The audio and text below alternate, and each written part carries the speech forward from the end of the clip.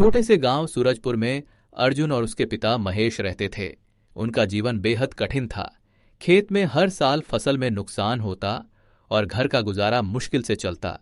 अर्जुन बचपन से ही पिता के साथ खेत में काम करता और छोटे मोटे कामों से घर का खर्चा चलाता।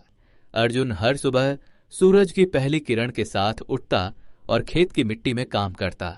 महेश हमेशा कहते, बेटा, मेहनत का फल कभी व्यर्थ नहीं जाता।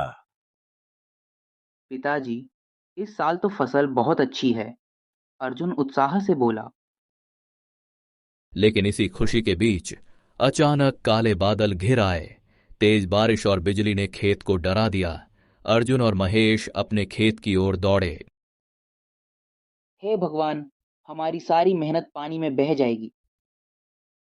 महेश ने धीरे से कहा, खाना खा ले बेटा, ऊपर वाले के आगे कोई नहीं। जो किस्मत में लिखा है वही होगा, उसे बदला नहीं जा सकता। पिताजी, अगर मेरे हाथ में होता तो मैं किसी के साथ बुरा नहीं होने देता। हमारे हाथ में कुछ नहीं है बेटा, चल खाना खा ले। रात में अर्जुन अपने बिस्तर पर लेटकर सोचता रहा कि क्यों न किसी तरह जीवन आसान बनाया जाए। अगर किसी चीज की इच्छा पूरी हो सकती तो शायद सबके लिए अच्छा किया जा सकता। अगले दिन खेत में काम करते हुए अर्जुन को चिंता सताने लगी।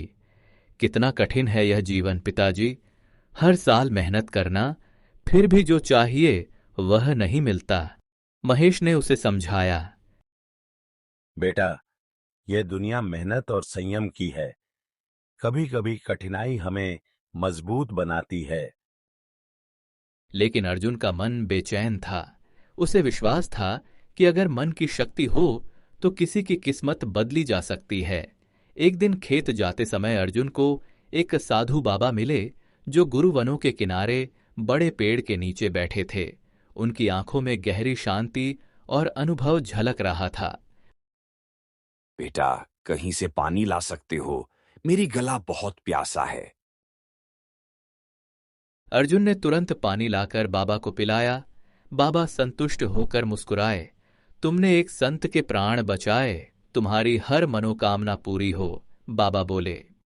अर्जुन ने जिज्ञासा से पूछा,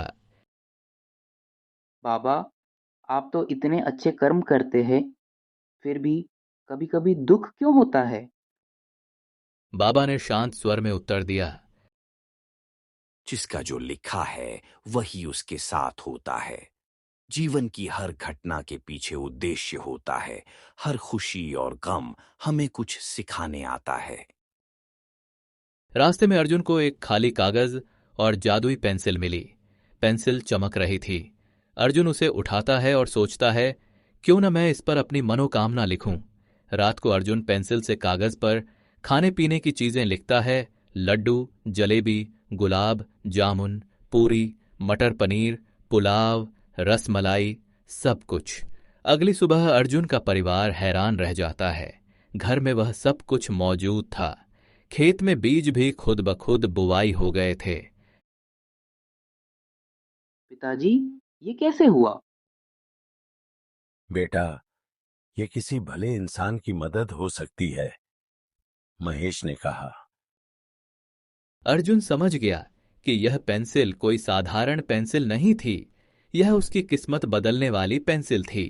अर्जुन ने गरीबों और जरूरतमंदों की मदद करना शुरू किया। एक महिला के पति का इलाज हुआ।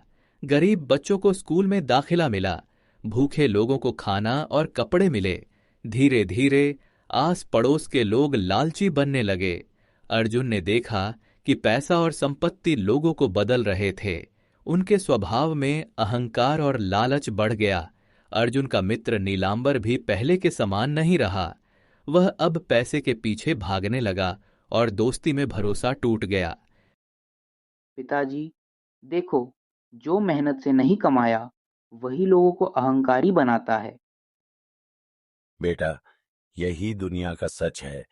मेहनत का महत्व समझना जरूरी है। अर्जुन ने महसूस किया कि केवल सभी की इच्छाओं को पूरा करना सही नहीं है। हर चीज में संतुलन और न्याय होना चाहिए। उसने पेंसिल का उपयोग सोच समझकर करना शुरू किया। अब वह केवल सच में जरूरतमंदों की मदद करता और लालचियों को सबक सिखाता। अर्जुन ने पेंसिल पर अपनी आखिरी इच्छा लिखी। सब पहले जैसा हो जाए, मेहनत और प्यार से सब कुछ हासिल हो। अगली सुबह गांव में सब पहले जैसी स्थिति में लौट आए। गरीब और अमीरों में संतुलन था। लालच और अहंकार मिट गए। अर्जुन और महेश ने साधारण लेकिन खुशहाल जीवन जीना शुरू किया। खेतों में फिर से मेहनत से फसल उगाई गई। गांव के लोग एक दूसरे की मदद करने लगे। दोस्ती और भाईचारा लौट आया। पिताजी, मेहनत से ही असली खुशी मिलती है। बेटा, और जो मेहनत से मिलता है वही सबसे मूल्यवान होता है। सूरजपुर गांव में फिर से सुख शांति लौट आई। अर्जुन समझ गया कि किस्मत खुद लिखी नहीं जाती, लेकिन मेहनत और अच्छाई से इसे बेहतर बनाया जा सकता है।